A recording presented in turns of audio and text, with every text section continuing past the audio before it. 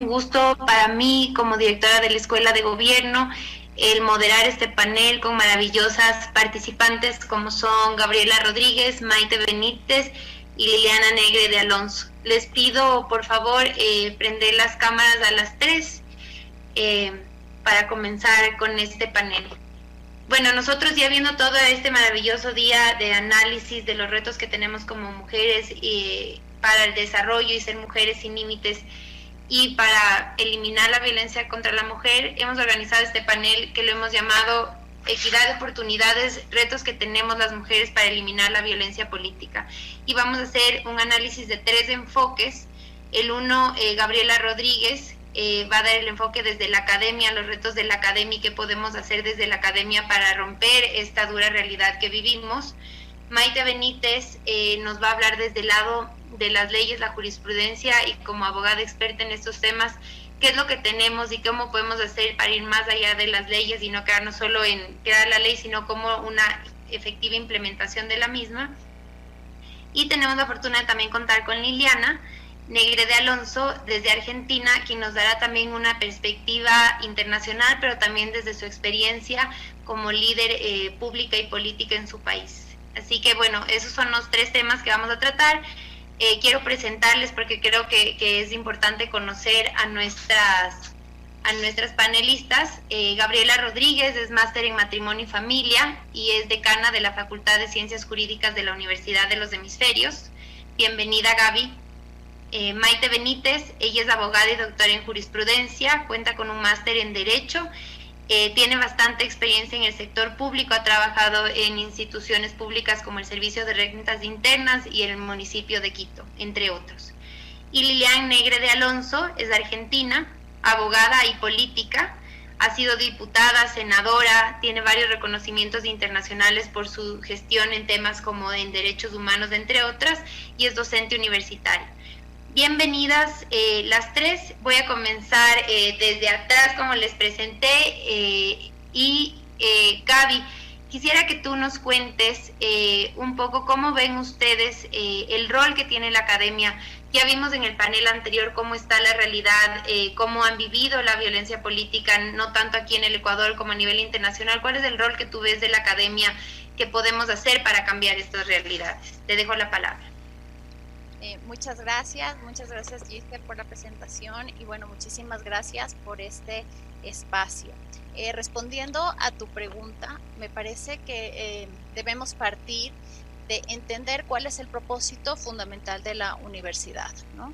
Y la universidad en la sociedad, el fin que tiene es acrecentar y difundir el saber. Entonces, desde la universidad no se debe hacer política, a través de la actividad docente, de investigación, aportar con criterios y orientaciones que permitan que las personas en sociedad puedan actuar desde los distintos ámbitos, criterios orientadores, criterios que engrandezcan, ¿no? Y que se actúe desde la familia, desde la empresa y desde el sector público.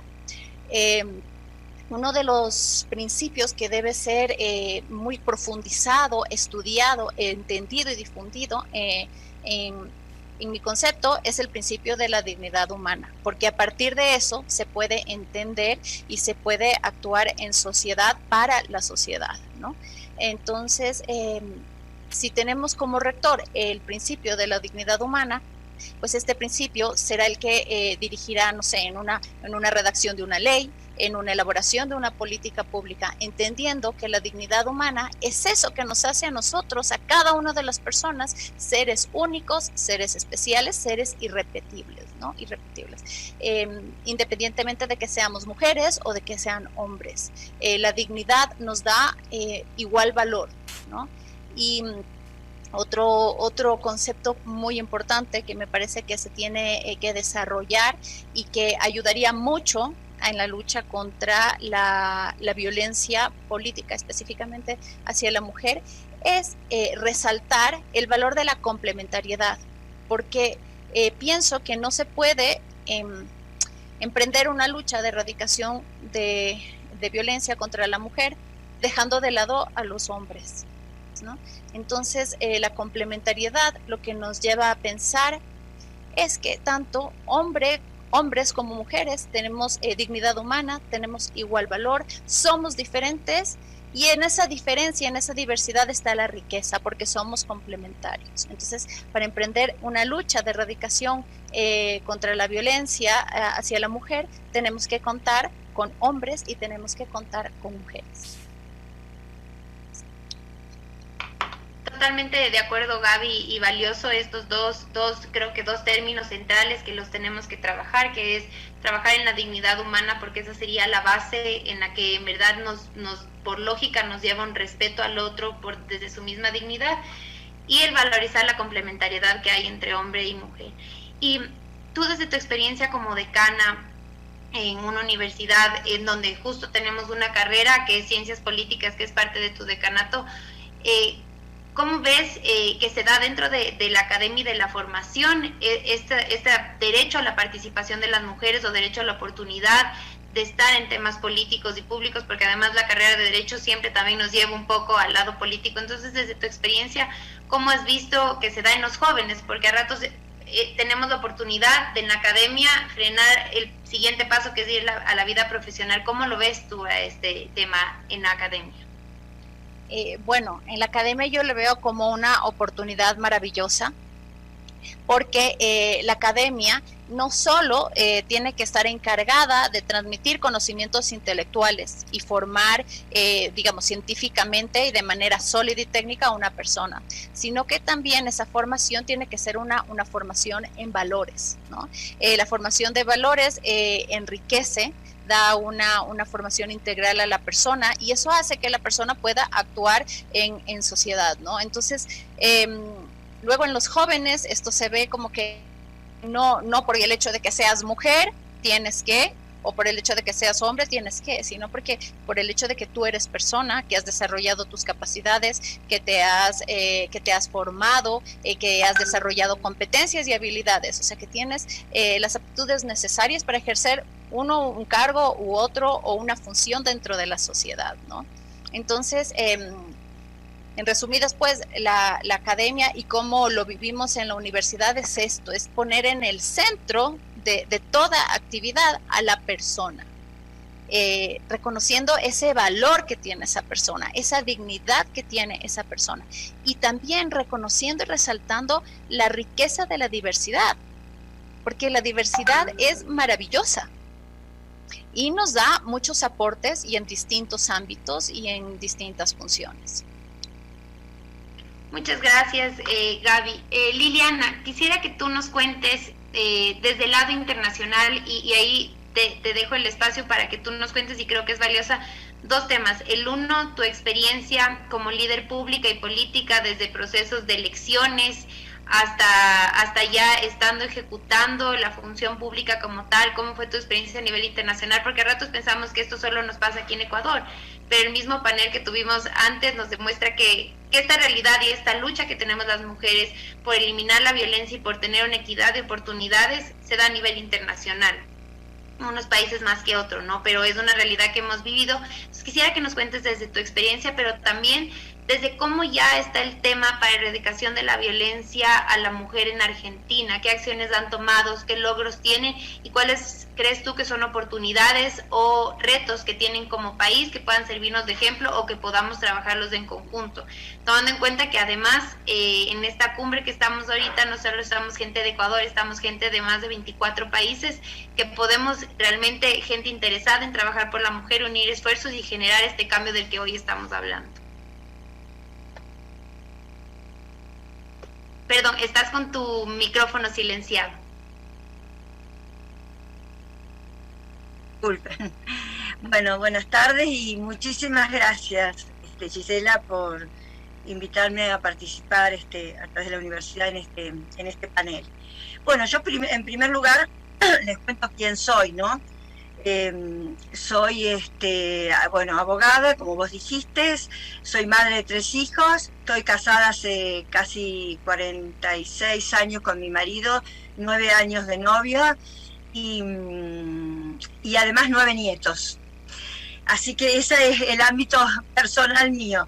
Esta gran familia no me ha impedido, al contrario, me ha ayudado a desarrollarme en esta carrera política que me llevó a ser 17 años senadora de la Nación en la República Argentina. Bueno, yo les quiero contar que en realidad yo soy la excepción a la regla, que confirma la regla, ¿no? Cuando yo ingresé como senadora de la Nación, éramos 72 senadores, 69 hombres y 3 mujeres, solo 3 mujeres.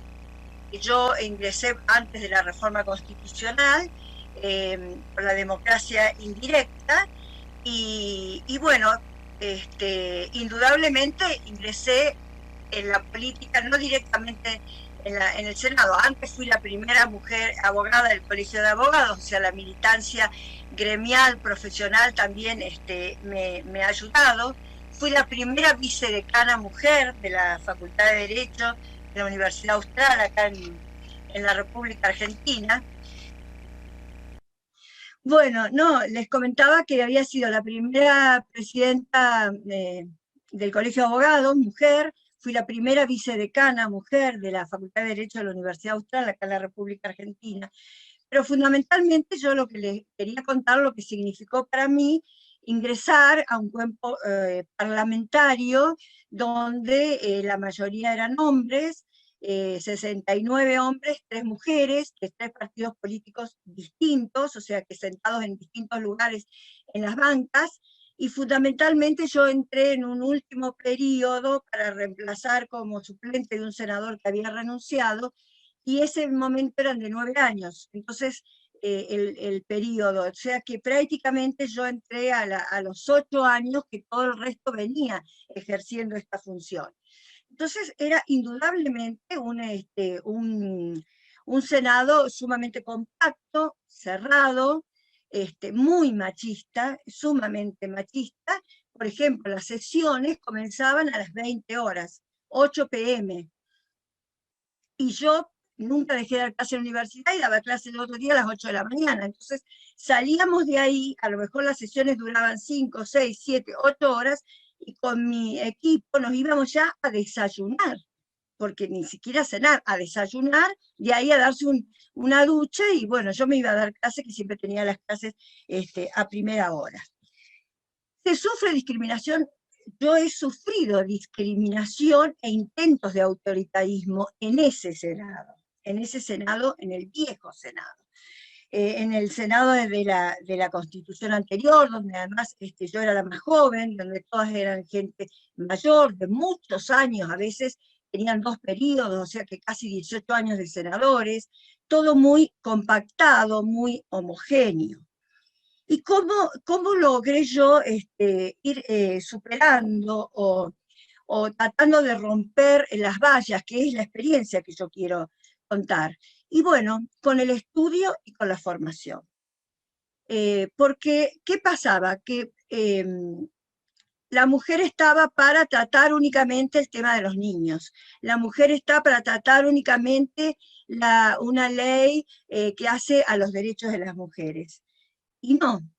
Y entonces yo entré en ese entramado y tejido político muy cerrado, y me abrí camino sola, pero me abrí camino a través del estudio y de la formación.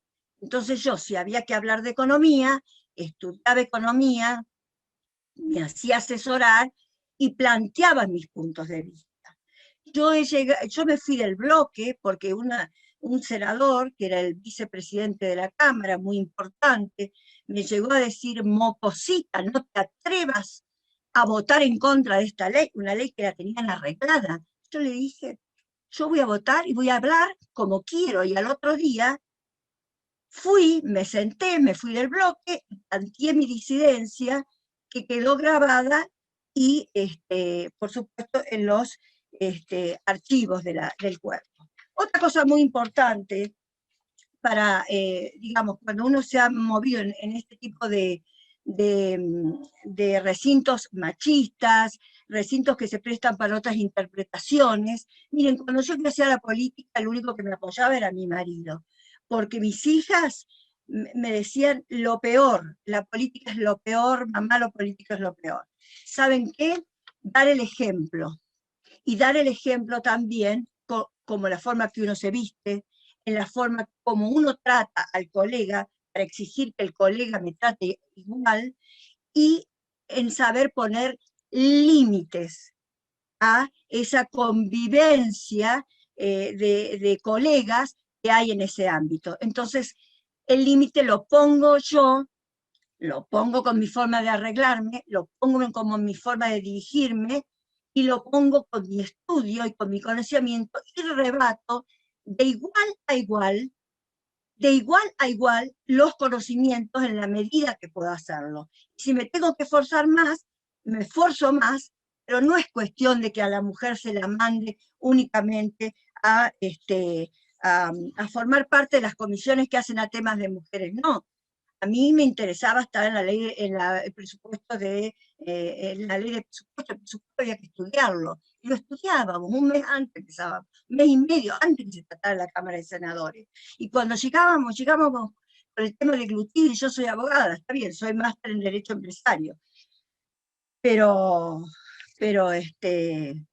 y las mayores satisfacciones que he tenido, una de las mayores satisfacciones es que gente de otros bloques parlamentarios, varones, cambien el sentido del voto después de haber hecho su discurso, después que me han escuchado. Entonces, desde ahí se empieza a crecer el respeto a la persona.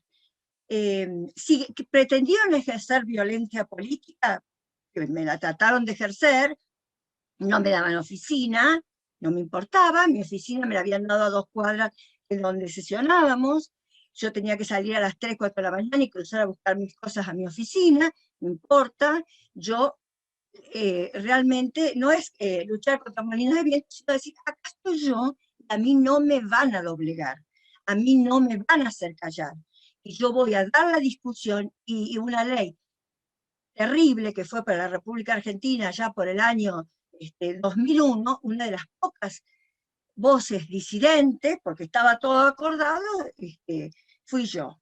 Entonces, realmente eso me fue dando un espacio y un lugar, porque yo vengo de una ciudad, voy a una capital en representación de una provincia de 500.000 habitantes, pero mi ciudad tiene 150.000 habitantes.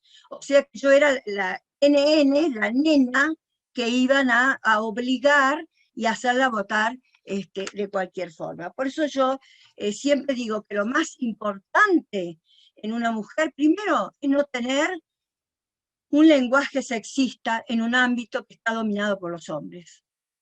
En primer lugar, el respeto lo tiene que imponer uno. Y una de las formas de imponer respeto es la forma de dirigirme, de vestirme, de arreglarme, de sentarme, de respetar para que me respeten. Eso es fundamental. Y segundo, hacerme el espacio ¿con qué? Con la inteligencia, con el trabajo, con el estudio, con la formación, con el tesón, con el voluntarismo, y entonces ahí nos empiezan a mirar. Ahí nos empiezan a mirar. ¿Cómo está la situación? Bueno, la República Argentina, ustedes saben que en el año 1947, nosotros a través de Eva Perón, esposa del general Perón, se formalizó el voto femenino. Y posteriormente, vos decime, Gisela, cuando se me esté pasando el tiempo, porque yo hablo. Bueno, posteriormente... Cuéntanos nomás, tenemos unos 3 minutitos más, estamos bien en tiempo. Entonces, bueno, después en el año 91 se sancionó la ley de cupo, pero en realidad la ley de cupo solo se pudo hacer efectiva en la Cámara de Diputados. Después viene la reforma constitucional, y en la reforma constitucional del año, en el año 2001 se pone en marcha el último estadio de esa reforma, que fue la votación directa para el Senado de la Nación, y ahí ingresa la ley de cupo por el 30%. O sea que yo no entré al Senado por el cupo femenino, sino que entré antes. Ahí sí ingresa el 30% del cupo femenino.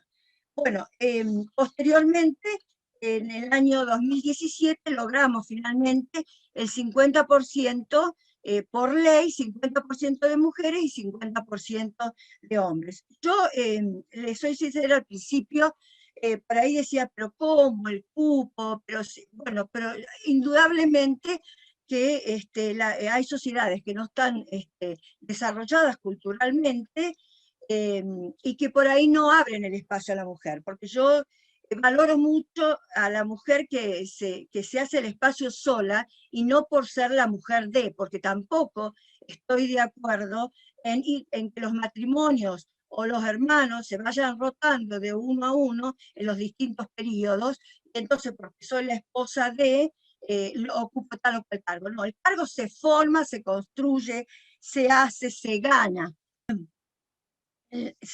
disculpe, correctamente, transitando ese camino. Bueno, después tenemos la primera presidenta mujer, la segunda esposa del general Perón, Isabel Martínez de Perón, en el año 74, cuando él fallece. Después viene Cristina en el año 2007, se renueva en el año 2011, y ahora en este momento es vicepresidenta Cristina a partir del año 2019.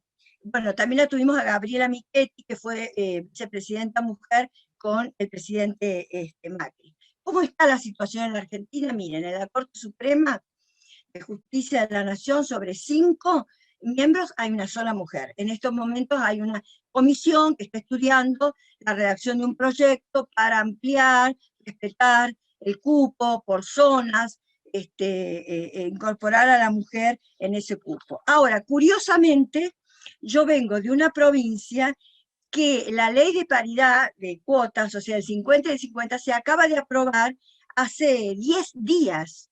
O sea que yo fui la tercera mujer de un Senado de todos hombres, y en mi provincia no había ley de cupo. Y actualmente mi provincia no tiene vigente, porque va a ser para las elecciones del año que viene. Sin embargo, tiene el 48% de mujeres ocupando los cargos públicos, tiene 3 mujeres sobre 5 en el Superior Tribunal de Justicia. El Estado argentino es un Estado federal, ¿no? O sea que hemos dado el ejemplo sin ley, y yo soy una prueba de eso, ¿no es cierto? Así que también tuve la oportunidad de ser la primera, la fundadora y la primera presidenta mujer de una organización internacional que se llama Parlamentarios y Gobernantes por la Vida y la Familia, que bueno, que nació en Chile, y que tuve el honor de que me eligieran a mí, por mis antecedentes parlamentarios, como la primera presidenta. Así que desde la violencia política, les digo que la violencia no se combate con más violencia, no se combate con gritos, no se combate con exabruptos, no se combate con insultos, se combate un poco con lo que decían recién, con la dignidad de la persona, con el respeto hacia los demás, promoviendo el respeto hacia uno y probando que uno tiene la capacidad para ejercer ese cargo, porque es un honor que el pueblo a uno lo haya elegido. Entonces uno tiene que rendir cuenta con sus acciones a esa elección que ha realizado.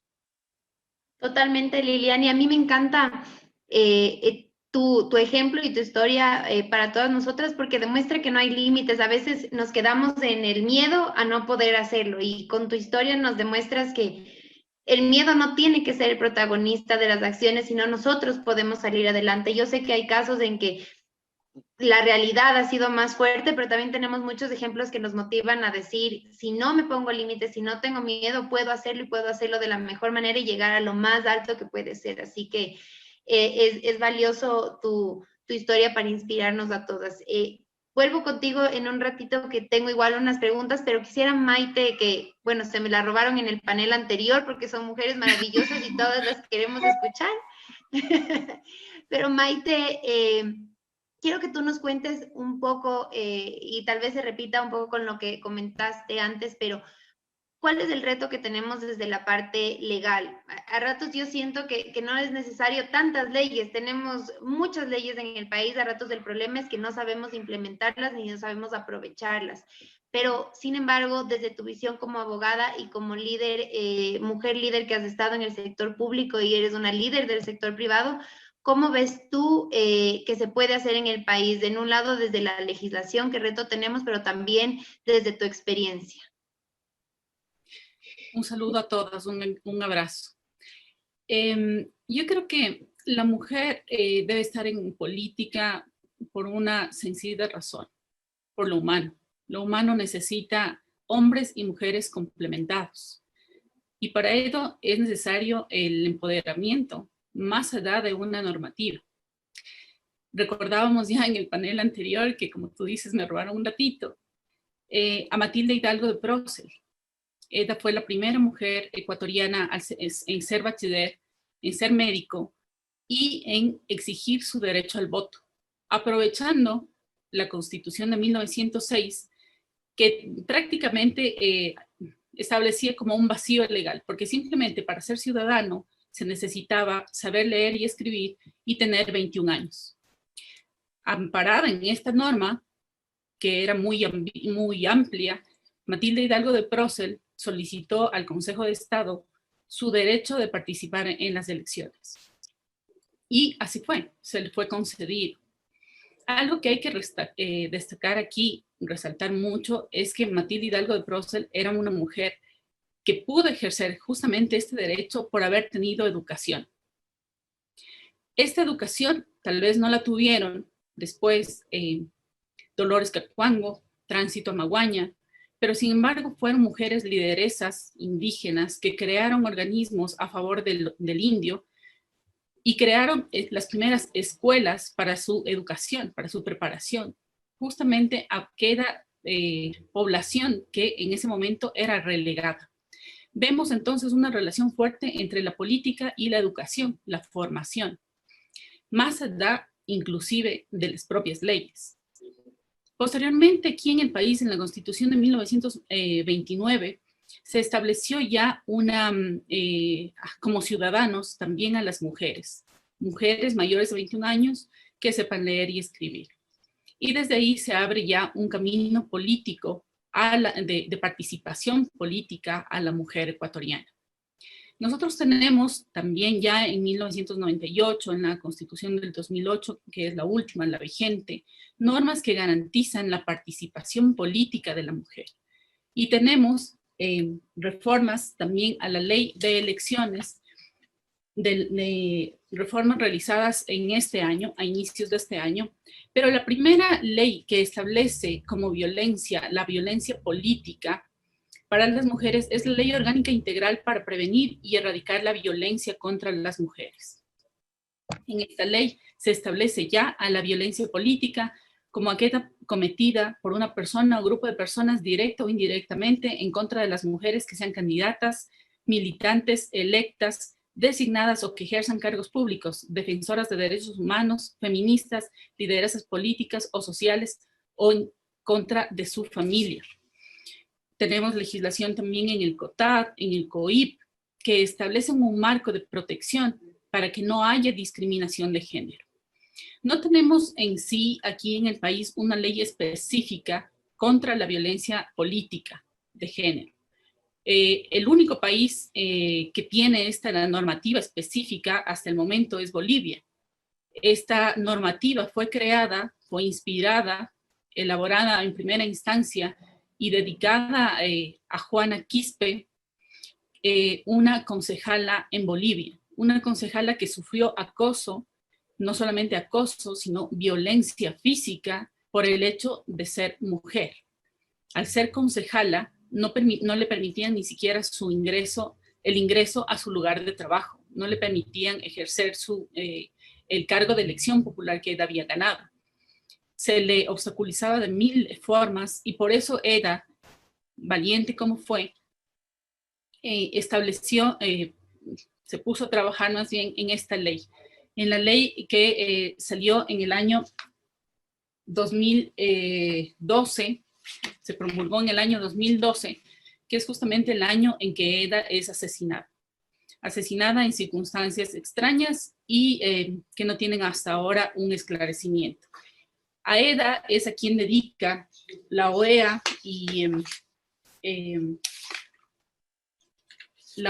y la Comisión de Seguimiento de la Convención de Belén do Pará, la Ley Modelo Interamericana para prevenir, sancionar y erradicar la violencia contra las mujeres en la vida política.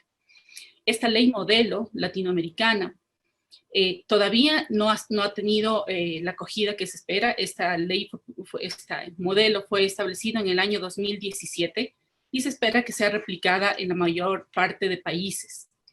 Esto porque, aunque no sea 100% necesario la normativa para que exista respeto, sí es un escudo a toda clase de discriminación que pueda existir por temas de género. Me gustaría leerles unas palabras que decía, a ver, aquí está, unas palabras que decía el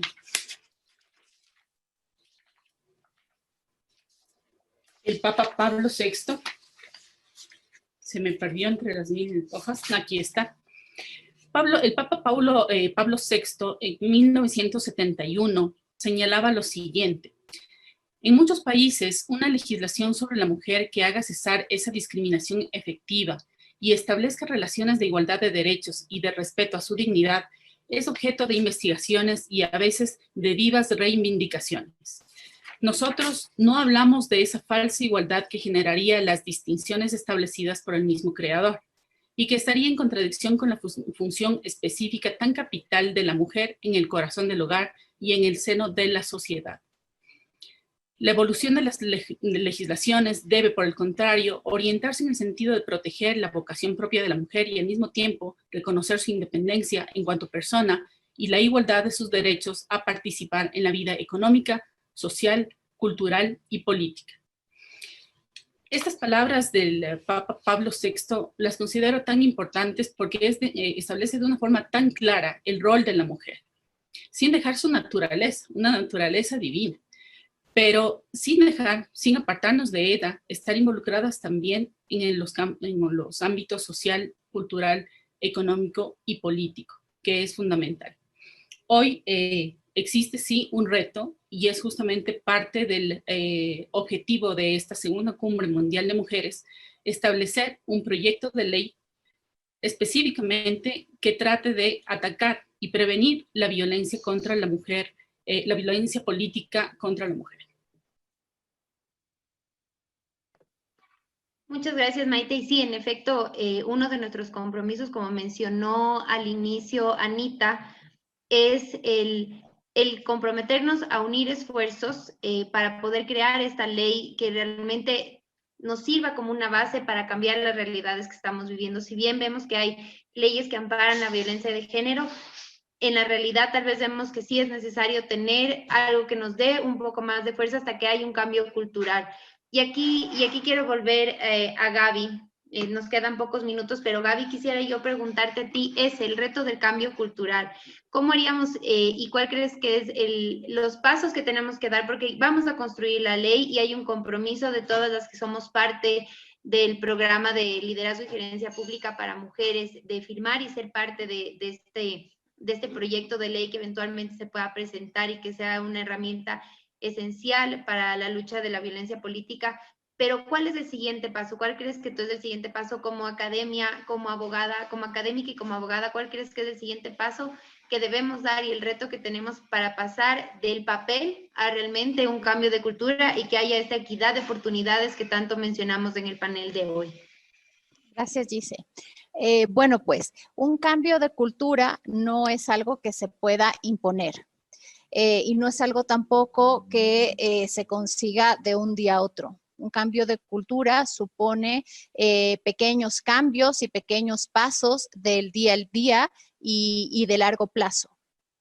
Entonces, lo principal y lo fundamental es recoger ese propósito fundamental que tienen las universidades, ¿no? Ese propósito fundamental de profundizar en los principios, ya todas en los distintos paneles he escuchado, y es una idea que es recurrente y que es absolutamente necesaria, que el centro de todo es la educación. Tú con educación tienes argumentos para defender tus derechos, tú con educación tienes motivos para generar cambios y transformar, y tienes los medios, ¿no? Entonces, hacer de la educación un proceso de formación sólido e integral, ¿no? Y sí me parece sumamente importante que en este proceso se vuelva la mirada a lo que es el ser humano y por qué se necesita hacer un cambio y por qué se necesita que la mujer sea más visibilizada en las actuaciones políticas y por qué se necesita que los hombres apoyen a estos proyectos, ¿no? Entonces, eso es volver la mirada hacia la persona, hacia lo que somos, hacia los orígenes, entender el ser humano, entender y resaltar, como dije ya, la dignidad. Entonces, pienso que lo principal es que desde la academia se realicen actividades de docencia y de investigación que profundicen esto, que profundicen el principio y la importancia de la dignidad humana y cómo este principio no solo es una palabra, no solo queda en la retórica, sino que se tiene que cristalizar y materializar a través de una redacción de una ley. Entonces, si es que se está pensando en un proyecto de ley, bueno, pues ese proyecto de ley que va a tener unas normas, esas normas estar amparadas en principios fundamentales que pongan no solo a la mujer como centro, sino también al hombre, juntos, de manera complementaria. Gracias, Gaby. Liliana, yo de tu lado, con el ejemplo que tienes, quisiera pedirte que tú nos hablaste de algo que me pareció central y es saber poner límites. Estamos hablando de esta oportunidad, este reto de lograr una equidad de oportunidades. Cómo lograr esa equidad con esa complementariedad tan necesaria de la que habla Gaby, porque no nos sirve de nada y yo creo que un reto que tenemos es que en estos paneles, y yo creo que es importante lo que pasa el día de hoy, porque en estos eventos no solo tenemos que estar mujeres, también necesitamos que estén hombres para que realmente esto cambie y sea un cambio cultural del que les hablaba antes. Pero tú nos hablaste de un tema que fue saber poner límites. ¿Qué recomendación o cómo nos invitarías tú a perder ese miedo y a romper y saber poner estos límites que no dejen que las cosas sigan pasando, que realmente sean este cambio de cultura que es tan necesario, que va a ir amparado de esta ley que estamos proponiendo? Indudablemente que la realidad de la República Argentina, por la participación tan importante que ha tenido la mujer, sobre todo desde la vuelta de la democracia en el año 83 en adelante, vivimos situaciones diferentes a algunas que venimos escuchando, ¿no es cierto?, en este sentido. Pero ¿qué es poner límites? Saber hacerse respetar y entender que los dos mundos que se complementan tienen que saber funcionar en forma conjunta. Por ejemplo, no podemos empezar a sesionar a las 20 horas cuando hay legisladoras mujeres, madres, esposas, no. Entonces, a partir del acceso a la mujer en mayoría en la Argentina, ya no empezamos a las 20 horas, empezábamos a sesionar a las 14 horas, o si se preveía que era una sesión muy larga, a las 10 de la mañana, para que, si iba a haber mucho debate, en un horario prudencial, 8, 9, 10 p.m., se pudiera concluir. Ponerle límite también a la forma de trabajo, saber respetar los horarios, saber respetar el otro y poner límites también en la interrelación que hay en la gente con que uno trabaja. Cuando yo hablo de una forma de dirigirnos, de vestirnos, de no ir con un lenguaje o un lenguaje verbal o un lenguaje de vestimenta sexista, es porque eso forma parte fundamental del respeto que los otros nos dan. Y saber romper cadenas. Miren, yo el primer cargo político que tuve fue en el gobierno provincial, fui de fiscal de Estado. A la fiscalía, que es la que investiga, le decía la caja de Pandora. Me decían, no vayas, no vayas. Mi marido me decía, vos vas a poder, vos vas.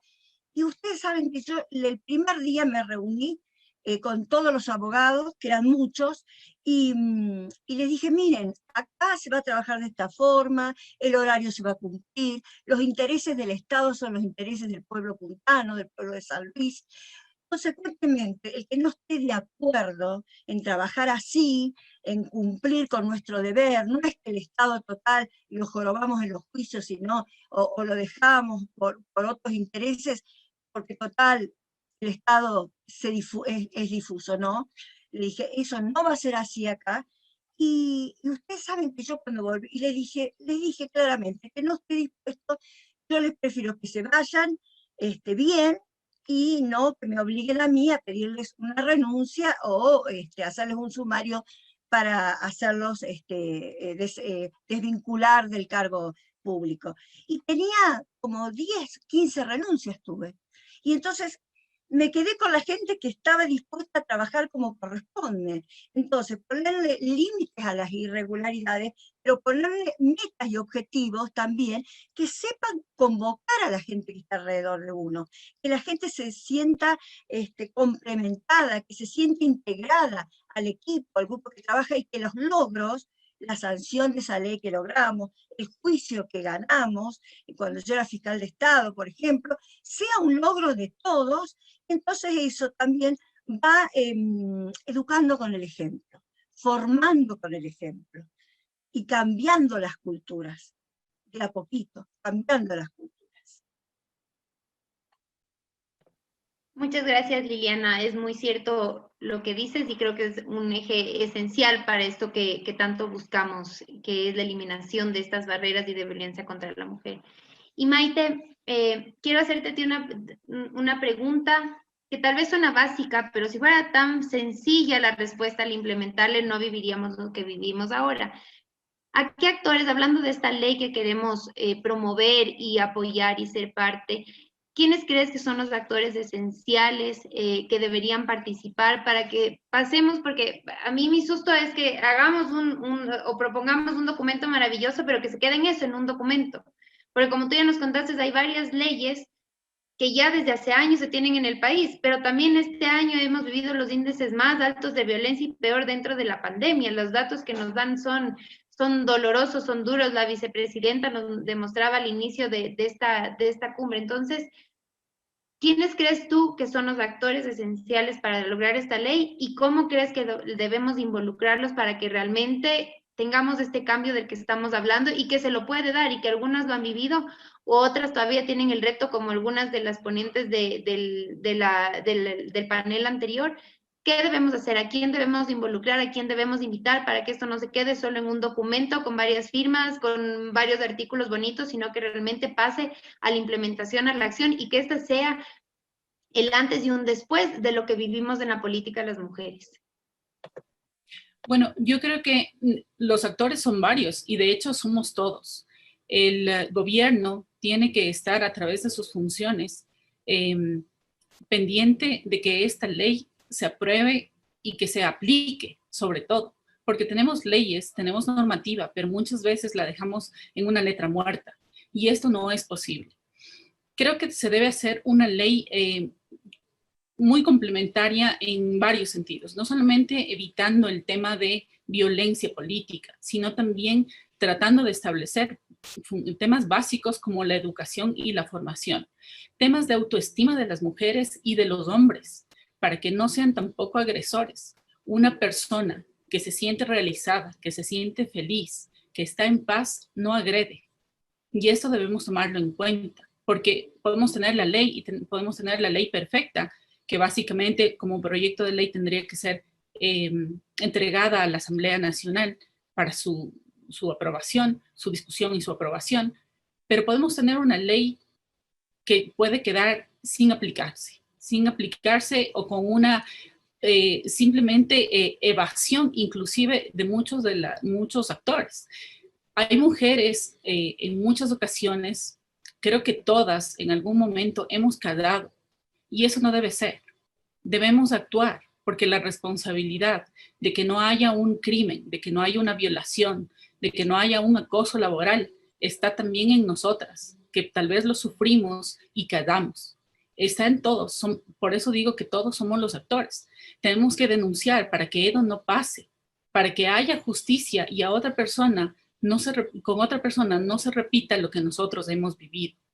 Entonces, hay instituciones también aquí, hay el Consejo Nacional de Igualdad, el tema de participación ciudadana también como función del Estado, organismos internacionales. Creo que todos podemos ser actores de esta ley, ponerla en aprobación, en trámite para la Asamblea, y sobre todo que todos garanticemos que esta ley se aplique para prevenir toda forma de violencia, no solamente un tema de violencia de género política, sino toda clase de violencia.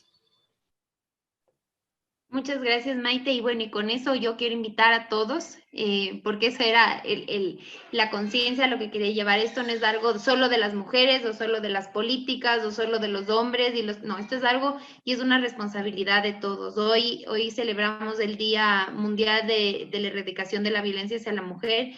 Creo que es algo que ya no debería haber ese día. O sea, tenemos que llegar al día en que no tengamos que tener un día de lucha contra esta violencia, sino que sea una cultura en donde nos respetamos, en donde los derechos son de los dos, y a pesar de que sí apoyo lo que Liliana decía de que la ley de cuotas nos sirve, y nos sirve aquí en el país. Nuestro Código de la Democracia acaba de cambiar y nos da más espacio para que las mujeres participemos en las siguientes elecciones, pero también me encantaría el día en que no necesitemos eso para llegar a un cargo público, en el que no me tengan que señalar y me digan, es que eres del 50 que tenía o el 30 que tiene que estar, sino estás ahí porque estás preparada, porque estás educada y porque tienes toda la capacidad de estar ahí y representar y generar el cambio que se necesita. Así que yo quiero invitar a todos los que nos escuchan hoy a unirse a esta iniciativa que tenemos. Va a ser el tangible que tengamos para el compromiso de erradicar la violencia política en nuestras sociedades, pero realmente la única forma de cambiar es si todos nos involucramos, nos interesamos y realmente somos parte de este cambio. Les agradezco mucho a Maite, a Gaby, a Liliana por haber participado hoy, porque el mensaje que dimos es no solo el construir la ley o quedarnos en que no debe haber violencia, sino por qué debemos cambiar, cómo en otros países o en nuestras situaciones ha cambiado el respeto a la dignidad humana como eje central de lo que vamos a hacer. Si entendemos esto, tiene lógica todo lo que esté alrededor. Así que muchas gracias por acompañarnos el día de hoy. Felicitaciones por estar en esta cumbre y sigamos adelante, que creo que estamos logrando mucho. Felicitaciones y buenas tardes. Buenas tardes. Gracias, Gracias, Maite, gracias Liliana.